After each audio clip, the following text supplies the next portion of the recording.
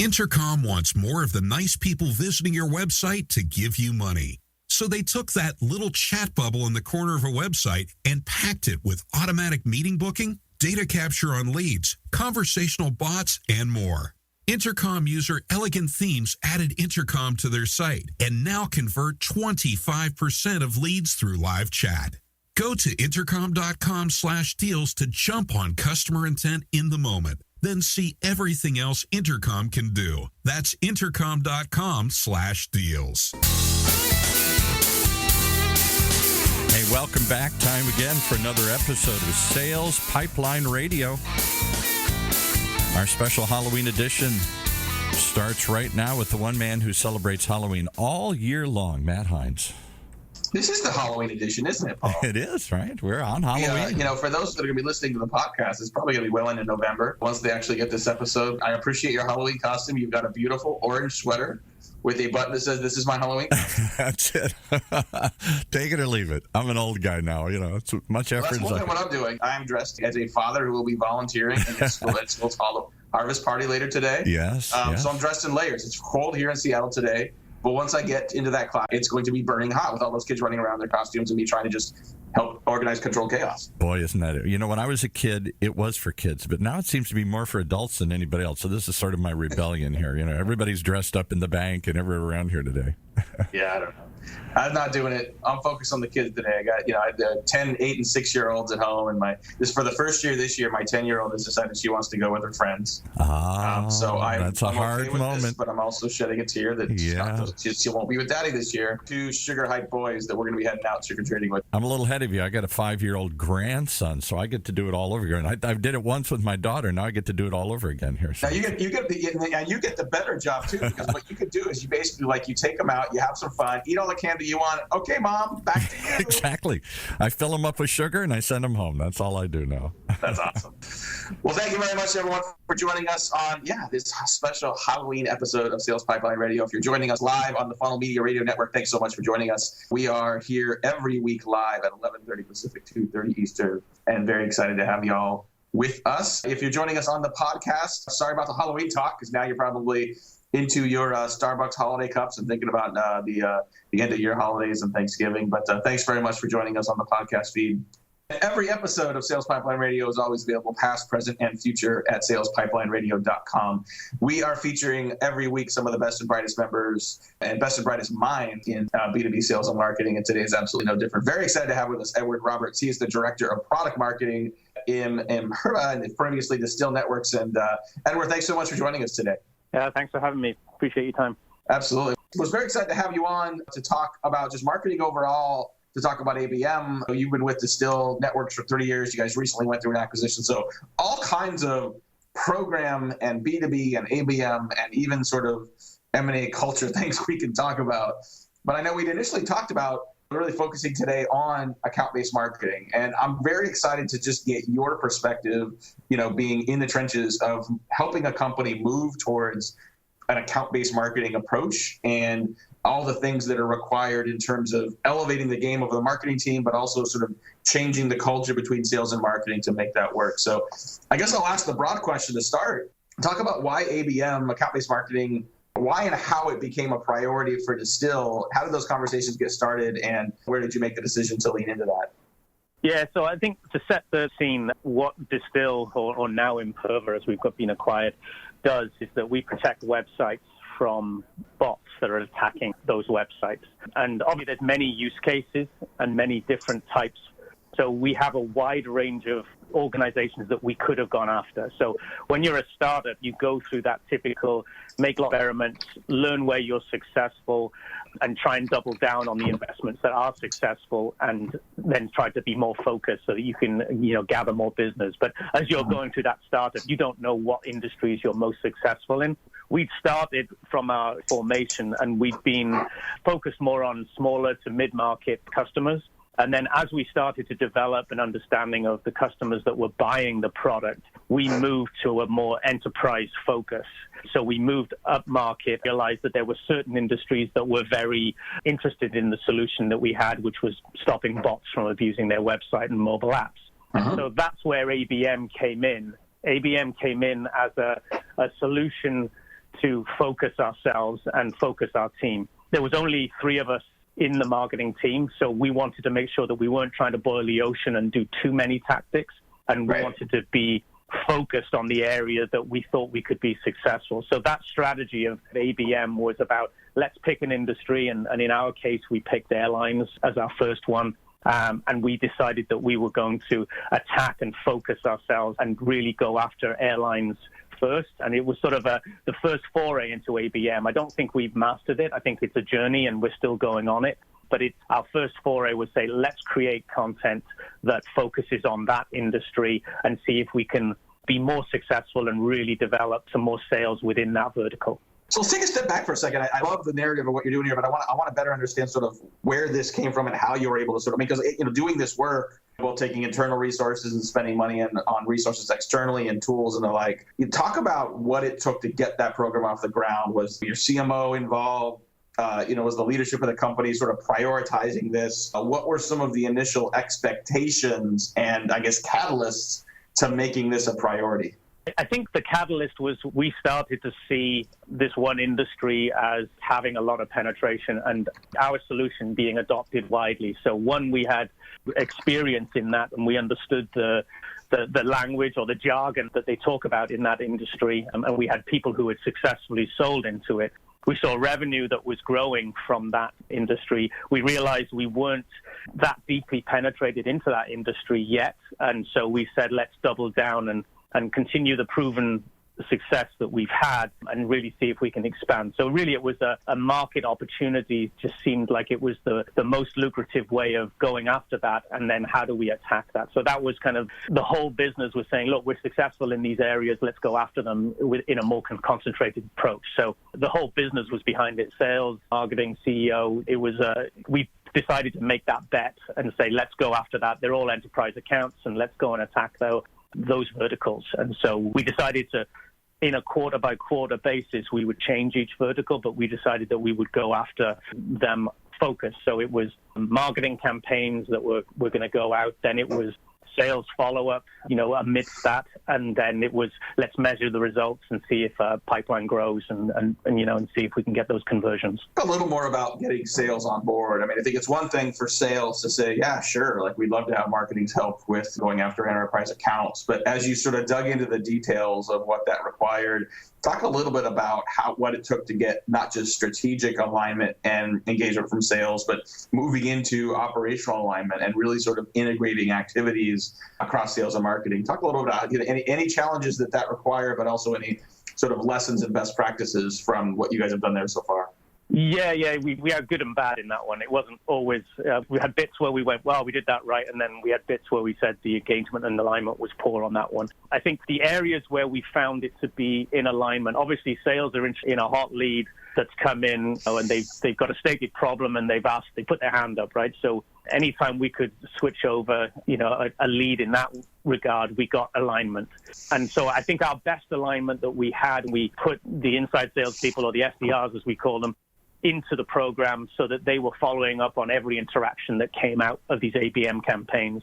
And so our alignment with that group was really, really good when we were trying to say, okay, let's focus on this industry. We're hitting these 400 companies in this industry, and we're going to target this many people within them with these titles. And any follow-up we had, those SDRs were on it, and we had alignment there, and that was helping build the pipeline. We moved it further forward. Okay, sorry. No, sorry, keep going. That's great.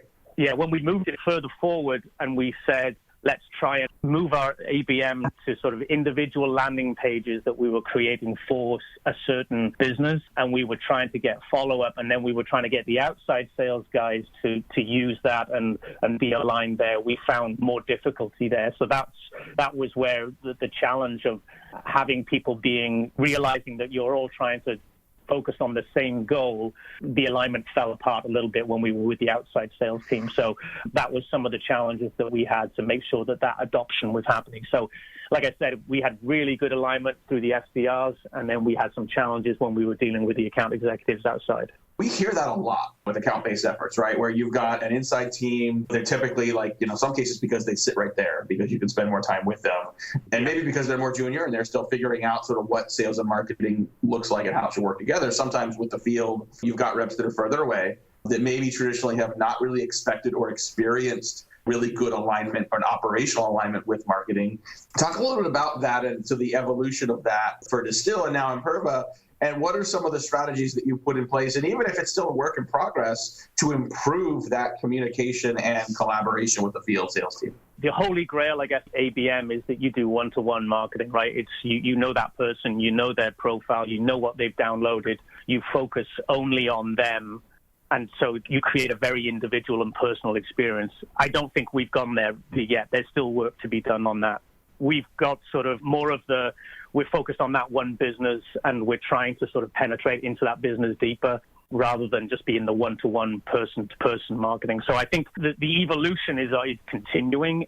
We started at us contacting people in that industry with content that was focused on them, and it was very much, here's us talking about your industry, so talking to people who like you and showing you case studies of people exactly like you and trying to sort of get into the account-based marketing that way. And I think we did well in that one. I think as we move to this more one-to-one model, we're still trying to work out the trouble in the road there because we're not quite there yet, but that's still the work in progress and the ultimate goal that we're trying to achieve.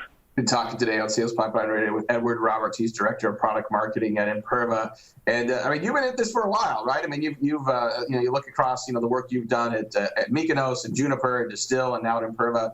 Sometimes we look at things like account-based marketing and we say, okay, it's kind of the flavor of the week and it's something everyone's focused on and maybe it's a fad, maybe it goes away. What's your perspective, having done B2B marketing for a while, what ABM means? Do you think this has longevity? Will this be something we're still talking about in 3 to 5 years, or will we have moved on to something else? Yeah, that's an interesting perspective. Is it a step on the evolution? And, that time will tell that. But I think what's interesting about it is that internally it allows your team to focus on a goal. And so you're not doing what some people would say random acts of marketing, right? Where you're saying, okay, we're going to write a blog, we're going to do a webinar, and they're not coordinated, whatever that activity is. This actually gets you focused on saying, what are the multiple touches in our campaigns? They were between 8 to 10 touches in a row. We created unique content based around some threat research of how industries were being affected by bots, and then we sliced that information up in many different ways to create lots of different assets from that one asset.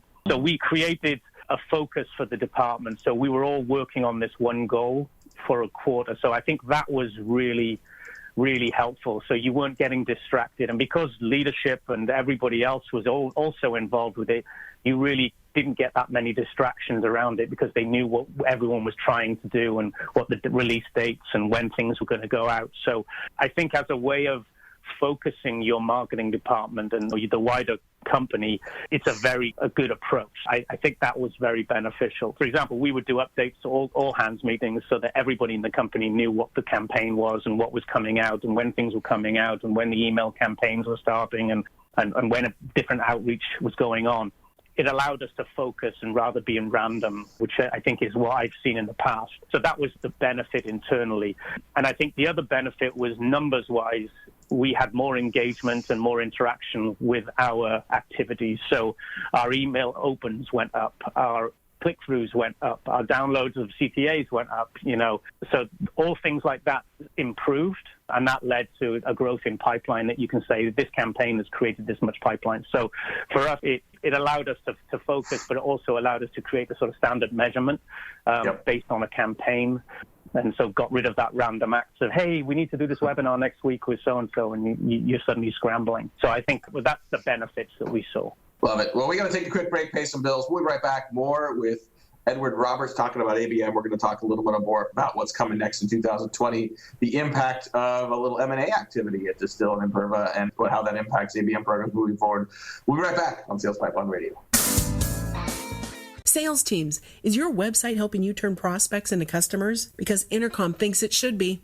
Intercom makes that little chat bubble in the corner of a website. That's their messenger. But it's so much more than that. The Intercom Messenger is designed for businesses to jump on customer intent in the moment.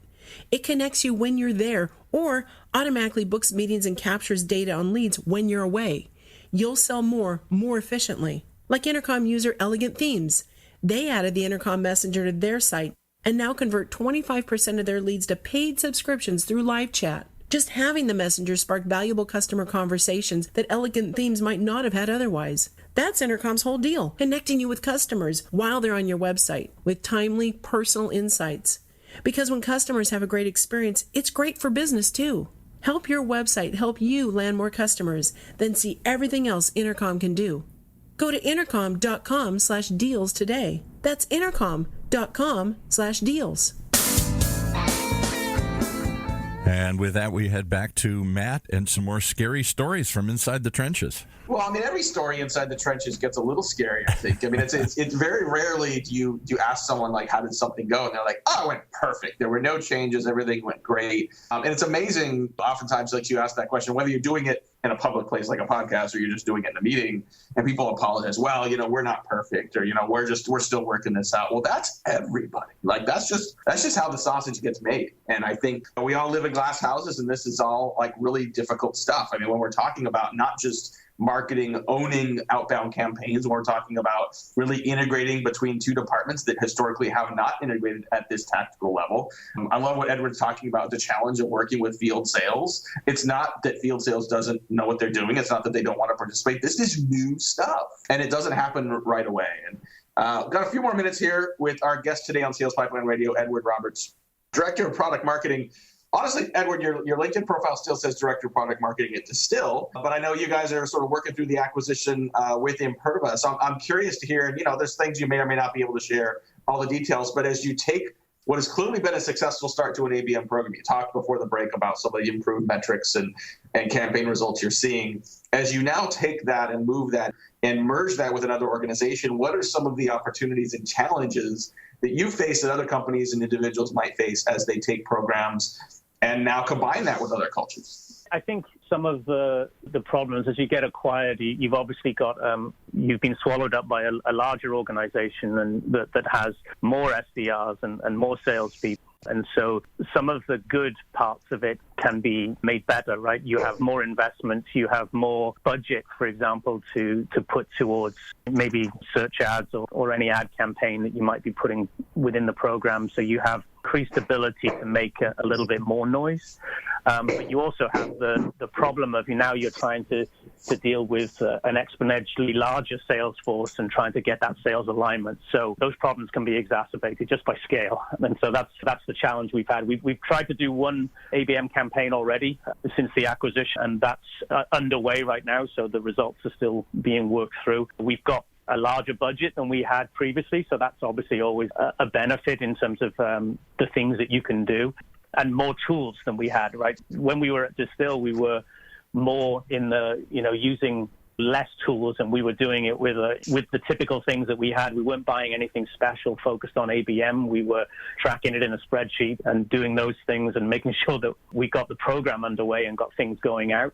And so I think as we go to move down the evolution of it, you might sort of look at expanding what the marketing stack is and what tools that you use that might be more focused on ABM. And some of those are available within Imperva. So that's the evolution. We're seeing benefits, but we're also seeing some of these problems of scale of trying to get that alignment that I talked about. So as we look at 2020, and that's a really good segue into thinking about, the new year, given the success you've had, given the opportunities you now have with, potentially a little more budget, a little more resources, how are you looking at evolving and growing the account-based work into 2020? What are some of the bigger opportunities you see, and what are some of the obstacles you see that might be, something you want to keep in mind to try to navigate through over the next 12 to 14 months? Yeah, I think it's a different set of problems because when you were a smaller organization and you sold a smaller number of products, you were focused on selling those products, and your any new work was either to existing contacts that you already had and you were trying to nurture them along, new sales. Whereas now we're going into a larger organization where there are already established relationships and customer relationships with other products that aren't the one that we're trying to push. And so you have the ability now to probably upsell a little bit better. So rather than what you were doing before, which was all greenfield. And so I think that opportunity is slightly different. And so how do you handle upsell to key target accounts that are already existing within Imperva? That's where the focus has shifted, is that, how do you get inside those organizations that are already purchasing other products and trying to add it? So you're now dealing with different things of packages and promotions and other tactics rather than just simple or a typical ABM campaign that we were doing before. So it's definitely become a little bit more complicated, but the focus is very different based on how we sell with the organization that sells other products. All right, we just got a few more minutes here with our guest sitting on Sales Pipeline Radio, Edward Roberts, the Director of Product Marketing at Imperva. And, I'm curious, in your career thus far, who are some people that have been particularly influential for you? They could be professors, authors, managers, people that you have been impacted by that you might recommend other people check out and learn from as well. Oh, now you put me on the spot to name people that I don't know. There's been a bunch of people that I've worked with over the years who have been very helpful in sort of focusing the mind. So CEO at Mykonos, a guy by the name of David Koresh, he had one comment that I always thought was really pithy, was, working with a startup. He said, make $1,000 bets, don't make $10,000 bets, and then let's learn from them. And so it was sort of, make sure we're focused on the budget and make sure that we're not overly spending when we're just testing things out. Let's test and iterate quick and do it for as cheap as possible, but let's get some data and keep moving things forward. So that was one. They've been talking about people that they know in marketing wise. I've kind of been reading a lot of Edward Tufte in terms of how to show things and do infographics and things like that about data visualization. I think that's kind of interesting stuff to read. And then I think I've also done a lot of work on presentations in terms of looking at how do you use slides and pictures and death by PowerPoint and all that sort of stuff. So I think some of the work of Nancy Duarte and people like that have been interesting. Those are people that I've done a lot of reading of and one that I've worked with. It's interesting, your last comment about sort of just visualization and images and the visual elements of B2B. I think as B2B marketers, we tend to focus a lot more on the written word and not as much on what we're actually seeing and looking at and how that impacts the senses and how that actually impacts tactically and strategically our interest in moving forward. I think the visual part is we're different learners, right? Some people are readers, some people like it visual, some people like to experience things. So you have to try and hit all those learning modalities. So I think those are, you have to make sure you've got content that covers different ways people learn. And so I think we've got to be thinking about visual. Why is video so powerful? Because it's, 90 seconds, a quick click, and you can read it and see it and visualize it, and it becomes apparent to you, whereas it might take you 5 minutes to read something about it. So it's you got to pick your vehicle and your media, but I think the visual stuff can sometimes get things across a lot quicker. Yeah, I agree. And I think when you have your audience is busier than ever, when they're more skeptical than ever, when they're not, we give new people and new companies a little less time these days to prove themselves. I think having something that stands out makes a big difference. We're running out of time here. I want to thank again our guest today, Edward Roberts, Director of Product Marketing for Imperva. If you like this conversation and you'd like to share this discussion with others on your team, we will have a replay of this episode up on salespipelines.radio.com in a couple days. It'll be part of the feed of now we're getting close to 200 episodes here, Paul. We've been doing this for a while. It's crazy. We'll have a transcript summary of this conversation up on HeinzMarketing.com in a couple weeks, and we've got some great guests going to finish off 2019 for us. And someone internally mentioned the other day, we are headed, as we finish this year, into the roaring 20s, Paul, of the new millennium, of the new century. So very excited for that. That's it for today. Well, on behalf of my great producer, Paul, this is Matt Heinz. Thanks again to Edward for joining us today, and we'll see you next week on Sales Pipeline Radio.